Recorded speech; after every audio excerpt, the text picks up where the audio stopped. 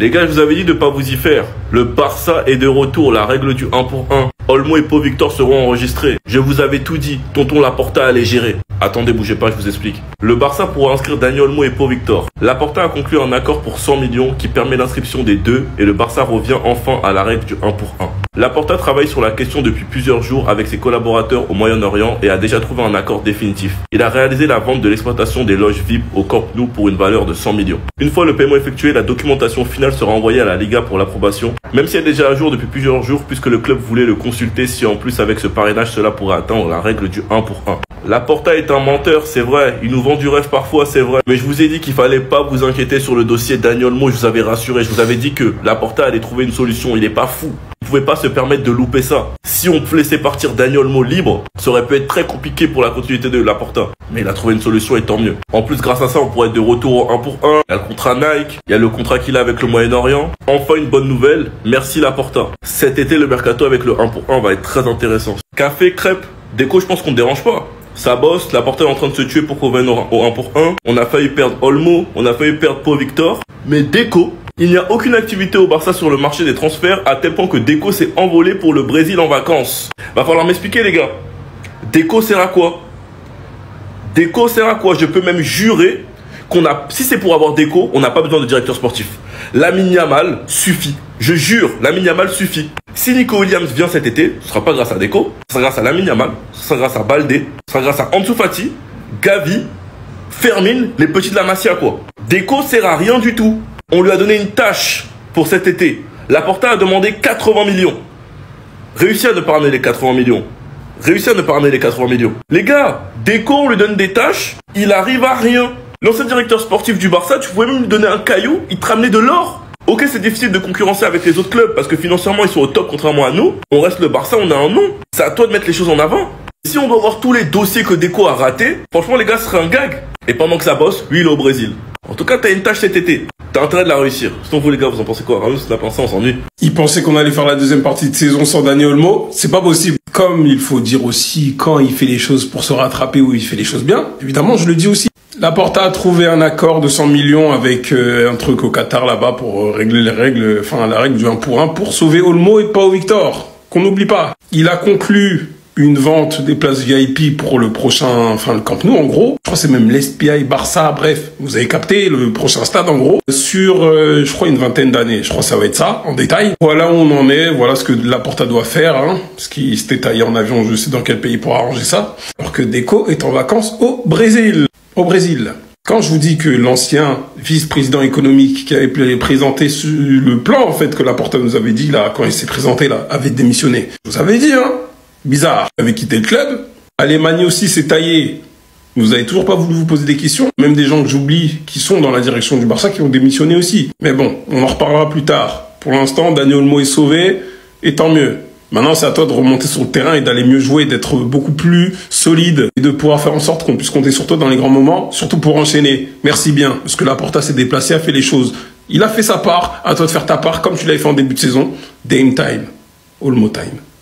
Attendez. Joan Laporta a conclu un accord pour 100 millions qui permet l'inscription de Dani Olmo et Pau Victor. Avec cet accord, le FC Barcelone reviendra officiellement au 1 pour 1. Alors là, c'est 2 pour le prix d'un. Olmo, Pau Victor enregistré et on revient au 1 pour 1. Il y a 5 minutes, moi j'y croyais pas. Parce qu'il faut savoir qu'aujourd'hui on est le 28 décembre et en Espagne c'est l'équivalent du 1er avril en France. Donc vous connaissez Poisson d'avril, beaucoup de fausses rumeurs, etc. Et quand j'ai vu que ça a été confirmé par plusieurs sources, je me suis dit ok, Laporta a encore frappé. Je suis content mais je me dis que là c'est trop beau pour être vrai. Y a pas une douille quelque part, je sais pas. Toutes les sources qui s'accordent pour faire une blague et je sais pas. Non, plus sérieusement, si vraiment c'est vrai, c'est une super bonne nouvelle et on valide totalement. Merci pour les travaux Laporta. La Saudi League est meilleure que la Ligue 1. En France, il n'y a que le PSG, le reste, c'est finito. C'est ce qu'il a dit. Pourtant, contre l'équipe lyonnaise, t'as bien baissé la tête à l'arrivée, hein. T'as oublié?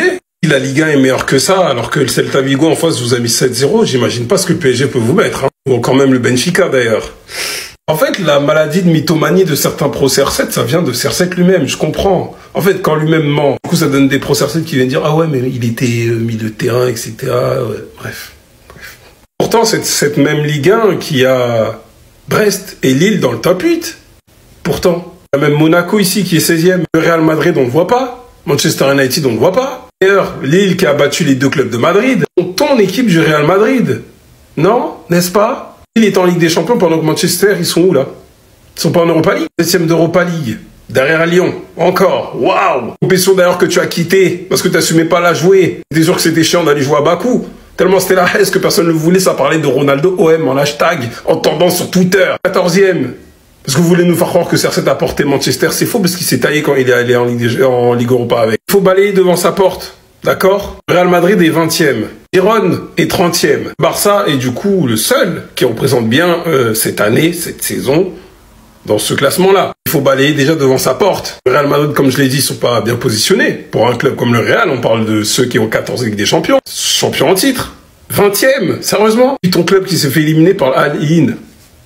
L'année dernière, on n'a pas entendu ouvrir ta bouche. Hein. Pourtant, historiquement, c'est plus rond qu'Al Nasser. C'est juste qu'Al Nasser a dépensé des millions et des joueurs d'Europe pour venir gagner ces compétitions-là. Mais même ça, ils n'y arrivent pas. Écoutez bien. Lamine now, this young generation, Vinicius, that they do a fantastic job, and in my opinion, he deserved to win the Golden Ball. It was unfair, in my opinion. I say here in front of everybody. Il a le droit de penser que Vinicius méritait son ballon d'or, pas de problème. Il a le droit. They give to Rodrigo. He deserves to, but I think they should give to Vinicius because he win the Champions League. They scored in a final goal.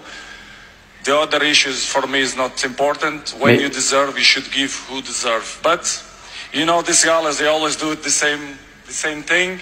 This is why I love Globe Soccer and continue to do it this guys because you do it honest award. So this is very good. Mini récap pour ceux qui parlent pas anglais. Il parle de la nouvelle génération, Bellingham, Vinicius, Lamine Yamal. Et il dit que pour lui, Vinicius méritait de gagner le ballon d'or. Ça, il a le droit de le penser, il n'y a pas de souci. Et derrière, il dit que c'est une injustice qu'il ne l'ait pas gagné. Et il rajoute que Rodri le méritait également. Bah non, en fait. Va jusqu'au bout du truc. Il rajoute que Vinicius a gagné la Ligue des Champions et il a marqué en finale. Donc c'est pour ça qu'il mérite. Donc si je dis pas de bêtises, d'après ses calculs, il y a quelques balles. Il y en a au moins un qui mérite pas lui-même. Et pour finir, il dit, de toute façon, en gros, le ballon d'or, en gros, ça a perdu de la valeur. En gros, c'est de la merde. C'est pour ça que j'aime bien les Golden Globes. Non, le Globe Soccer, pardon, Golden Globe, je suis au fond. Cristiano, il n'y a pas de problème. T'as un problème avec le ballon d'or, France Football, tout ça. T'es pas le seul. Que tu penses que Vinicius mérite le ballon d'or? Pas de souci. Mais juste, si tu tapes jusqu'au bout, enfonce le clou. Parce que tenir de tels propos... Rodri le méritait, mais Vinicius le méritait, c'est injuste qu'il le gagne pas. C'est que ça veut dire que tu penses que Rodri le méritait pas en fait. Tout simplement. De toute façon là il est en roue libre. Je vais faire d'autres vidéos sur tout ce qu'il a raconté hier, il est en roue libre. Les photos derrière moi, elles sont terrifiantes. Ma parole terrifiante, c'est le prime de tous nos joueurs de notre génération. Là, tu peux voir des primes affolants. Neymar, Cristiano, Messi, Suarez, Benzema, Hazard, Bale, Zlatan. Mais la vraie question, c'est est-ce que ils se sont pas trompés sur les photos? Et ça, c'est les joueurs maintenant. Donc là, vraiment, on peut voir qu'ils sont tous en train de vieillir. Ça fait mal au cœur.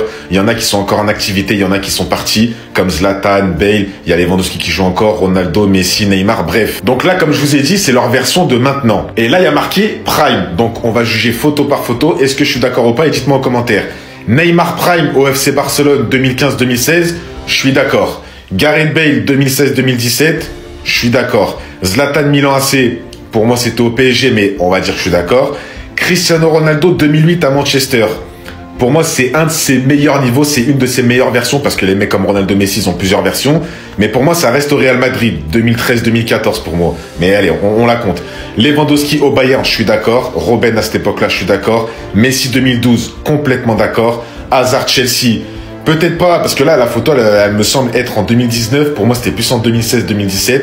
Benzema, je suis pas du tout d'accord. Benzema, carrément, c'est plus cette photo-là qui me rappelle son prime. Tu vois, là, c'est à Al-Hilal. Tu le mets 2 ans avant. Il a la même tête au Real Madrid quand il prend son ballon d'or, le ballon d'or du peuple. Pour moi, c'était là. Ensuite, on a Luis Suarez. Donc là, c'était à Liverpool, je crois. En vrai, Suarez, pour vous, son prime, c'est Liverpool ou Barcelone? Pour moi, c'est les deux, en vrai. Vraiment, ça se tape. C'est 2013, 2014, 2015, 2016. Pour moi, c'est son prime. Ensuite, Ribéry, équipe de France, Bayern Dominique 2013. Je suis d'accord. Et Di Maria au Real Madrid. Ah, je sais pas si c'est au Real ou au PSG. Non, en vrai, Real et PSG très très fort, mais je dirais peut-être plus au Real quand même. Peut-être plus au Real. Dites-moi en commentaire. Qui sont les joueurs du Barça qui valent le plus d'argent? Qui sont les joueurs du Barça les plus chers? On va voir ça tout de suite. Petit tour sur Transfermarkt, qui est la référence en termes de finance et de football, pour voir que, sans surprise, eh bien, Lamine Yamal est le Barcelonais le plus cher. 180 millions d'euros, c'est sa valeur estimée. Ensuite, on a Pedri, 100 millions d'euros et Rafinha juste derrière avec 80 millions d'euros de valeur. Puis, pour compléter ce top 5, Gavi et Pau Cubarsí. C'est assez intéressant de voir que ce sont quand même Cubarsí, un très jeune joueur, et Gavi, qui est un joueur qui a pratiquement pas joué l'an dernier, qui valent plus que des joueurs comme Dani Olmo ou comme Jules Koundé qui sont un peu dans leur prime. On notera que Frenkie de Jong, qui est un joueur qui a de grandes chances de quitter le Barça, il vaut 45 millions d'euros selon Transfermarkt. Robert Lewandowski, par exemple, il n'est même pas dans toute cette liste, il ne fait même pas partie des joueurs les plus chers du Barça, mais c'est un peu normal en raison de son âge.